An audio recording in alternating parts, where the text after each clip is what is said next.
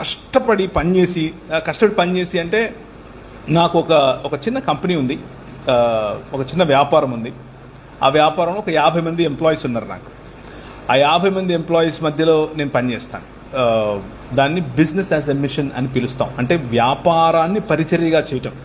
అంటే మనకు మామూలుగా రెగ్యులర్గా కనిపించే మోడల్ ఏంటంటే పరిచర్యని వ్యాపారంగా చేయటం. అలా కాకుండా వ్యాపారాన్నే పరిచర్యగా చేయటం. ఈ మోడల్ను నేను ఎంచుకున్నాను.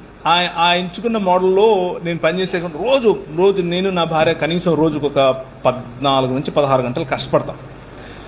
కానీ ఈ పిల్లలను, తర్వాత మేము నడిపే అంబులెన్సెస్, తర్వాత మేము కొంతమంది రోడ్డు మీద పడిపోయిన వాళ్ళంతా వస్తాం, తీసుకొచ్చి వారి కట్లు కట్టడం వగేరా వగేరా. కొంతమంది కలిసి, నేను ఒక్కడిని కాదు, టీమ్ మెంబర్స్, వారికి నేను సహాయకుడిగా ఉంటాను. అప్పుడు అదంతా చూసినప్పుడు ఏమైతే తెలుసా, రాత్రి అలా కళ్ళు మూసుకుంటే చక్కగా నిద్ర వస్తుంది, బ్రహ్మాండమైన నిద్ర వస్తుంది. ఏ చీకు చింత ఉండదు. ఈరోజు బతికేమరా అనిపిస్తుంది.